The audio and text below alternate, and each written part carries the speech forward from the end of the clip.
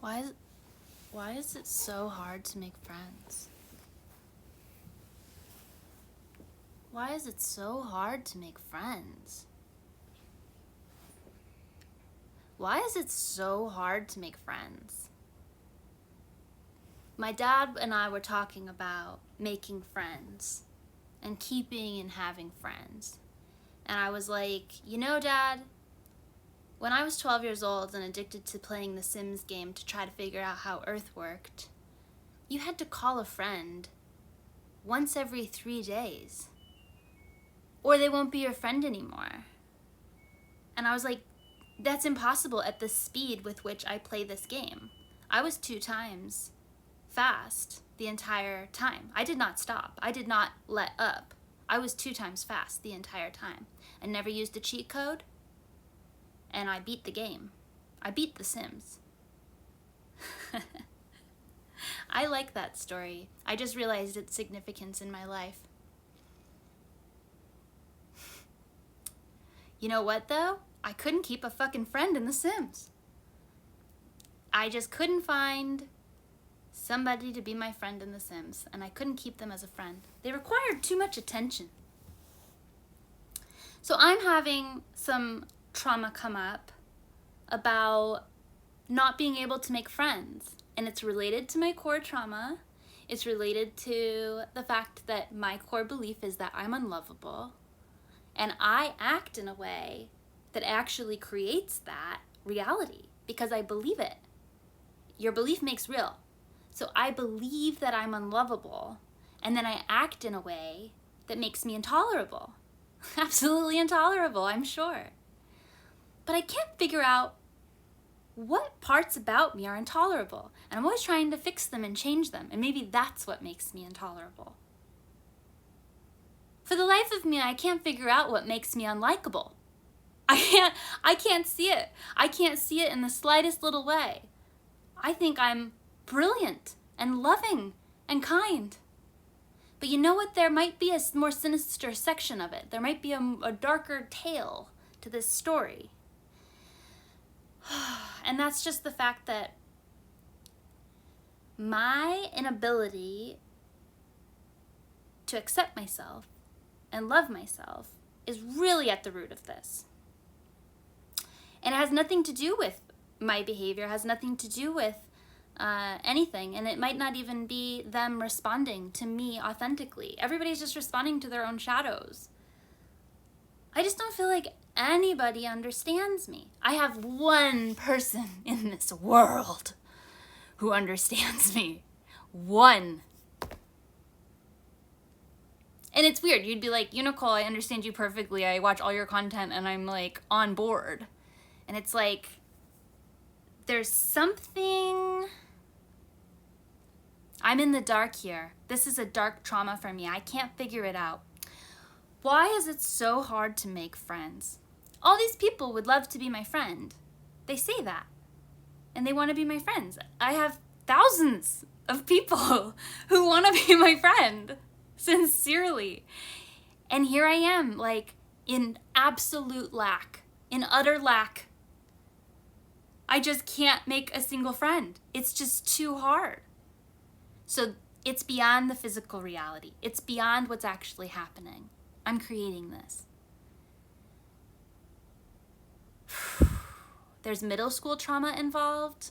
I want to name my demons. I want to name my 12-year-old demons. Their names were Anna, Alicia, Morgan, and Kaylee. Those girls were so mean to me. And Megan was a nightmare. I didn't have friends until I moved to LA. I had friends in Seattle, Emily and Soren, and Dea. I tried to find Dea the other day. Like, Dea was like my best friend, but I only talked to her like once every 6 months, like 4 months. Like a cool musician would come into town, and Dea liked the same music as me, and I'd be like, Dea, you want to go see this band? And Dea would be like, yes. So we would go. We saw everybody. We saw Marina and the Diamonds. We saw Leaf. We saw some cool bands. I can't remember them all. Anyway, Dea, I think, didn't think we were friends because we talked so infrequently. I think Dea was like confused by my behavior. But it's hard for me to maintain friendships. That's one thing. Do you find it hard to maintain friendships? Do you find it hard to make friends? Okay, my 12-year-old demons were so mean to me. They conspired against me constantly. I often tell the story that I was having to eat lunch in the library because I was getting bullied so badly in the lunchroom and people would like throw food at me. But the thing is that like I was in such severe trauma, I don't even remember that. Someone else told me that happened to me like when I was in high school, and I was like, what are you talking about? And they're like, yeah. So I was like so bullied that I literally blacked it out of my memory. What I do remember is like really cruel conspiratorial hangouts. Like we would all be hanging out and then they would like whisper to each other and then be like, yeah, okay, well, I guess we can all go home now. And then they would just like send me home. Or they would like lie to me about where we were meeting and like laugh about it. And like I have this really bad memory. I can never eat, I don't eat sugar at all anymore, but I could never eat Fruit Gushers after this happened. But I was in the lunchroom and I was eating Fruit Gushers, and they were the red kind. And oh God, my tongue got stuck on my braces, like real bad, like fucking stuck. And it hurt so bad and nobody cared. Everybody laughed. And I was just crying. They were just not nice people, you know? And like, I just never had, and this is the thing about trauma. The thing about trauma is that if you have a stable home to go to, like if you have really good attuned parents who like are there for you through everything, you can endure almost anything and not walk away with like severe trauma. But if you don't have a stable home to go home to and you have chaos in your family life, then you are traumatized, and it affects your core being because you don't have that safety. So I didn't have anybody to go home to, especially when I was 12. My parents were woed. My parents were woed out on life. I didn't have anybody. And my friends were so mean to me and I couldn't cope with it. So it turned into this, it just fed into this belief. It's a belief from infancy. And it's cool because I'm progressing with it, you know, like I'm growing and I'm learning and I'm getting better.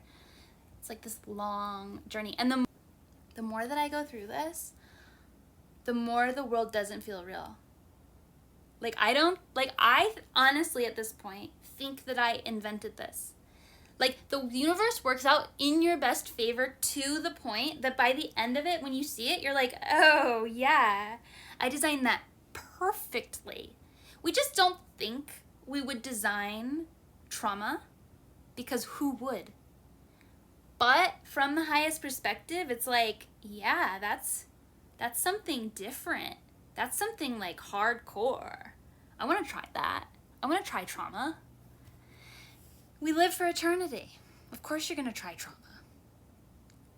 You just can't get addicted to trauma. Anyway, I think this whole life was made perfect by me. I actually don't even know if any of you are all real. I have no idea. I don't think any of this is real. I have absolutely no attachment to it whatsoever. And my goal every day is to stop being anxious and just have fun. Because that's all I can do. That's literally all you can do. That's it. That's the only thing you can do. You can find solace in that, or you can be terrified by that. That's your choice. There's another choice. That's another part you can do. Are you going to be anxious about it, or are you going to chill out? So I have to figure out why. I think I'm looking down the wrong rabbit hole.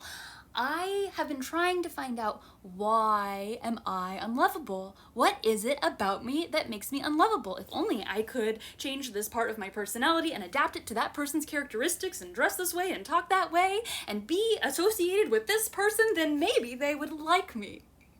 It's like, yeah, probably all those equations that you're doing are making you really weird and really uncomfortable to be around. So I don't think the question is, why doesn't this person like me? Why am I so unlovable? What can I change about myself to make me more unlovable or more lovable? I think the question is a different question. Does anyone have any suggestions for what that question could be? Because I'm thinking maybe it's like, well, I don't even know. Like, this is how deep I am in this like toxic 12-year-old trauma. What other question could I ask myself? I could say, why am I so lovable? Why am I just so lovable? I can't keep these people away from me. Everybody wants to be my friend. People love me so much that they get nervous to talk to me, and that's why they don't text me back. I feel sorry for them. They're so intimidated by my power and glory. That's probably a good start. I have been doing the affirmation, I love everyone and they love me. I do it 14 times a day at least. I love everyone and everyone loves me. It's a double whammy because I have some resentment. And I have trouble accepting love. Who here doesn't have trouble receiving? Who here doesn't have trouble receiving? They always say, oh, if you have trouble receiving, go get your nails done. And I'm like, I have trouble receiving from people who have to work with toxic chemicals all day and who I feel sorry for. Like, I want to rescue them from having to do nails. Like, I think doing nails is cool, but you shouldn't have to do them indoors. That's toxic. It's toxic fumes. I can't relax when I'm getting my nails done. I don't want to be like one of those terrible customers. You know, I didn't even know. Like, I like to get my nails done sometimes. And I tip really well, you know? That's all you can do. Unicult is about liberation. And if you're interested in liberation and you're interested in authenticity and healing and changing the world, then I highly recommend that you join Unicult, because that is exactly what we are doing. Okay, I don't know any other ideas about how I can be more receiving to friends. My problem is that I'm super empathic, and there's only certain people that I can spend a lot of time around. And I don't know what trait it is. It doesn't mean that they're like a good person or something. I think they have to be on a very similar wavelength to me, or a wavelength that is nourishing to me. Because if I'm on a wavelength with someone and it's pretty far off, it's like really hard, because to whoever you are, like I'm attuning to your energy.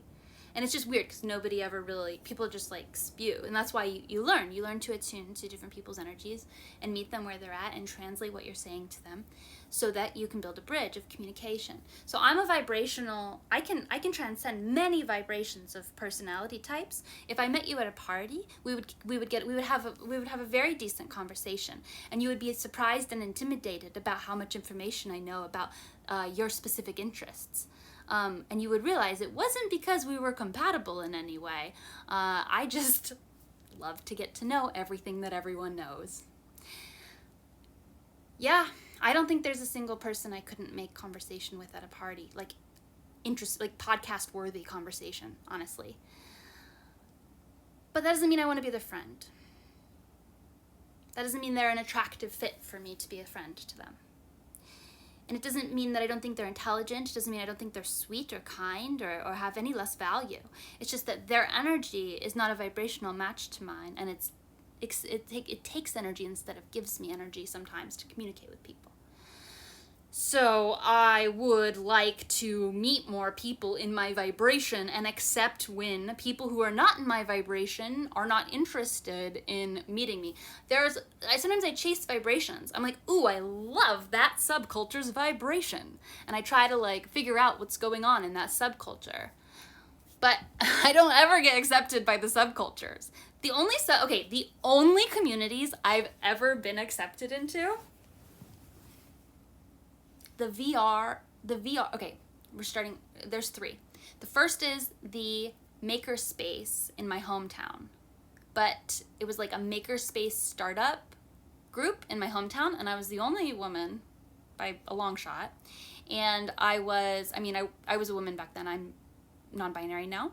And I was one of the younger people. And so all the older men, when their wives would go across the way, they would be like, you look sexy. And I'd be like, what the fuck are you talking about? I'm wearing a button down and a skirt that goes to the floor and long sleeves. Nothing about me is sexy right now. I'm trying to start a business. So take what you will. I was accepted into that community, though I endured ridiculous sexism. The second community I was accepted into was the VR community in Seattle. I used to go to all the VR events. It was so fun.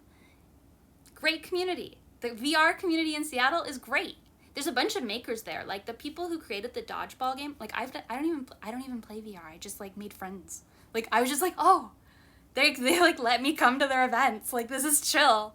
So I love the VR community in Seattle. I met a bunch of people who created like really significant games that I don't even know. But shout out to all those people. The third community I've been accepted into in my life is like the ambient scene in LA. And like, it's so weird. Like I feel so much gratitude and so much like love for these people. Like it is such a healing, wonderful, important community. But like, I don't know. It's like I'm not a fan of ambient music. I'm not. I go hard. I go fast and I go hard. And so like I love these people. Like these are the best friends I've ever had in my life. And yet the entire thing kind of feels like it's built on weird premises because I feel like I'm not even really like part of the group. So shout out to all the communities that have accepted me, and I'm interested in finding more. If I could tell you the number of communities which did not accept me, you know, which if I reached out, they simply would not respond. Do you know how many times I've reached out to businesses, CEOs, celebrities, subculture community leaders, and not heard anything back? It's like applying for jobs. It's like applying for jobs out here. So I think probably I should just pray. Like, dear God, please help me be open to receiving new friends and friends that excite me to be around instead of draining my energy, you know? And let us all be fulfilled in sending love to every single person in our lives, because every single person has incredible, unique value. No matter who they are, no matter what they've done, every single person is really important. And I love every single person. There's just certain vibrations I want to be friends with right now. If you have any advice for how I can make more friends, let me know. I'm not looking for just like to be friends with like the thousands of people who want to be my friend. I'm looking to like heal my trauma, you know? All right, uni bless.